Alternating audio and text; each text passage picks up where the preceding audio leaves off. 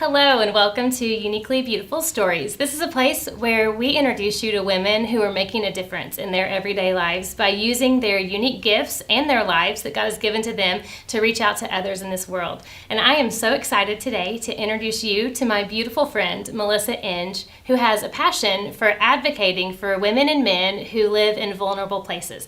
And we're going to hear all about how she does that and how you can even join her in that mission. But first, I'd love to just introduce you to Melissa. Hi, welcome. Thank you. Thanks for having me. You're welcome. I'm so glad you're here. I want you just to tell our viewers a little bit about yourself, kind of a snapshot of your day, your life. Who do you live it with? What do you do? Okay. Well, my husband and I, Rudy, we live in Yukon. We have been married for 16 years now. We have two darling daughters, Lexi, who is 14, London, who is 11. So we have entered into high school and junior high, which is completely crazy. And so my current title is Uber driver and waiter, except that I don't get paid for it. So I'm constantly driving them somewhere and constantly waiting, but I'm just enjoying it right now because I know it will go by so fast. Oh, I'm with you 100% right there on the Uber driving and the cooking and the waiting and the cleaning up and the no paycheck. Yes. I'm with Yes. you.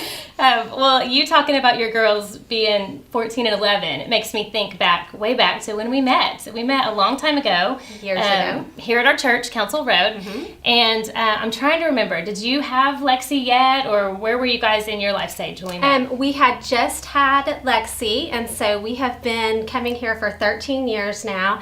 A friend of mine, Kendra Crabtree, brought me dinner and invited us to church, and we came, and we've been coming here ever since. I love it. That is so cool. Well, I was driving here today and I was thinking, okay, what's my earliest memory of Melissa? And I remember you being in our Sunday school class, Young Married Life. Yes. And then I remember doing some Bible studies and book studies where we would just read a chapter or maybe not even read the chapter and just get together with our girlfriends. We all had littles, Yes. toddlers and new babies. And I remember meeting at that Starbucks that's in the Target. Yes. And it was such a special thing because we could come an hour early and just veg, shop, walk around aimlessly in Target, and then come enjoy coffee with our friends. It was perfect because none of us had to clean our houses. The dads put the kids to bed, and we actually got to enjoy some time. And who doesn't love Target?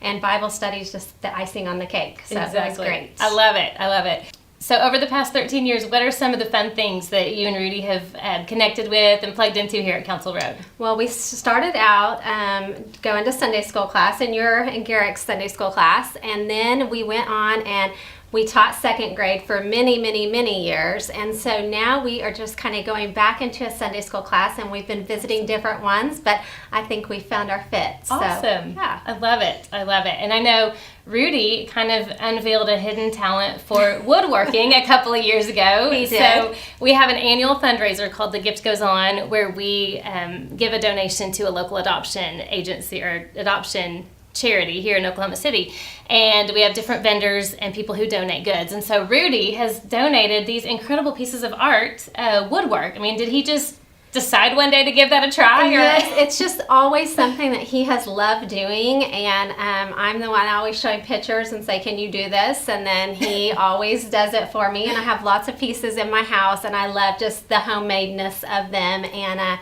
so he needs more time in the day to do it all, but one day he would love to have a big shop and just be able to do all kinds of woodworking in there, so that may be in retirement plan. That is awesome. I love it. I love the way you guys have just plugged right into our church and you're using your natural gifts. And honestly, that's the purpose of this whole podcast and vlog is to help women discover their unique gifts, to show each of us that God has made us special and all the things that make us who we are things that he wants to use for his glory. And I totally see that in Rudy, and I totally see that in you.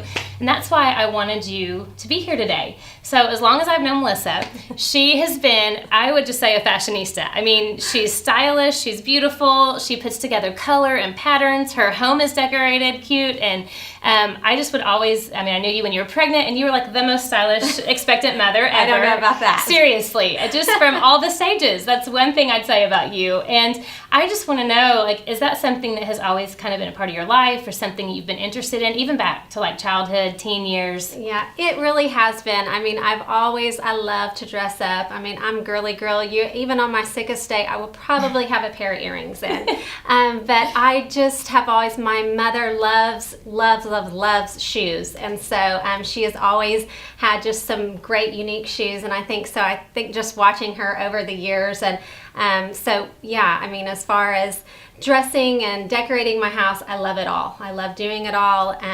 So that's so cool. And I can vouch for how you dress on your sickest days, because I have to say, in like the past decade, I've run into you at the grocery store or like Target before, and I've been like typical stay-at-home mom, like sweats, no makeup, ball cap.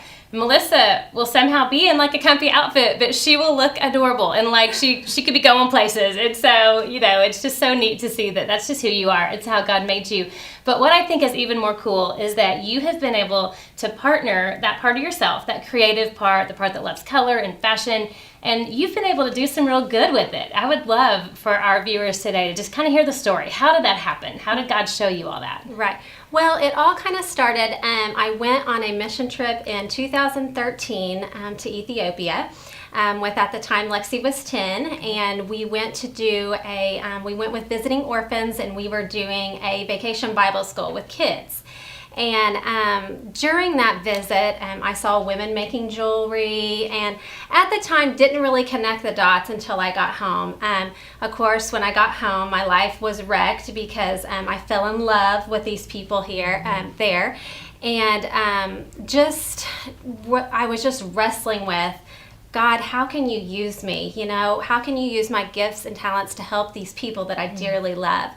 And couple of weeks after I got home, I got invited to this jewelry show at Kendra's house, and it was noonday collection, and I heard the stories, and basically what they were doing is they were providing jobs for men and women in vulnerable areas. So, and Ethiopia, with that being, on my heart, the way that they make their jewelry is just really unique. So they had a civil war, which was horrific. And so farmers now go out and collect all the bullets, and then they take the bullets and they melt it down and then make beads out of it. And so it's just, they turned something that was so tragic into something so beautiful. And so every time I wear a piece from Ethiopia, I wear that story, and I get to share that story. So at the time, it was just my natural instinct at this party to start playing with all the jewelry, accessorizing everybody there. And the ambassador there said, you should really do this. No, this is not. Well, fast forward 2 months later, and I decided to become an ambassador for Noonday, and I get to go into people's homes and share the stories of these artisans, and just getting to share what this piece of jewelry does for this artisan. And it just it brings them hope. They have a dignified job. They're making money for their family, and in third world countries, it's not free to go to public school. So they have the same hopes and dreams as we do for our kids, and so they want to be able to provide their kids to be able to go to school, their medical needs, and all these things. And so I was looking back and thinking about when I saw those women making the jewelry in Ethiopia. That's what they were able to do. And so we are so much alike anywhere in the world, is that we want to provide for our families. And Noonday just does an exceptional job of just providing these jobs. And then what is so great for me is when I have a piece on, I get to share the story of hope and redemption for that artisan. And so that has been super fun. And then, of course, our friends, the Crabtrees, have started their own little company in Ethiopia, Harvest Ethiopia. And so, and they are working with leather and teaching the women there how to make leather goods. And so it's the same type of opportunity for these men and women. Like in Ethiopia, they have an 85% unemployment rate. So, for these people to have jobs, it means everything to them. So I just love being a part of that. That's amazing.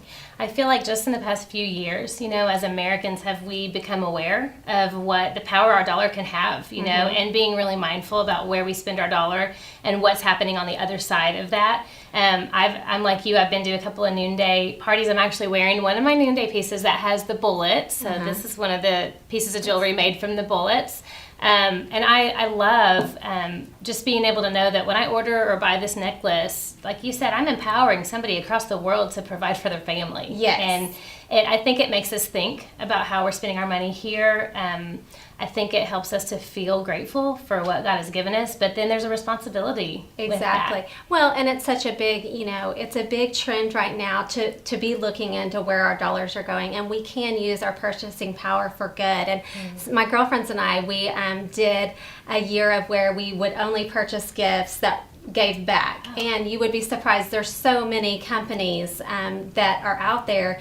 You just have to research and find it. I love that. Yeah. What a cool idea. Yeah, it was super fun. That's a really neat idea.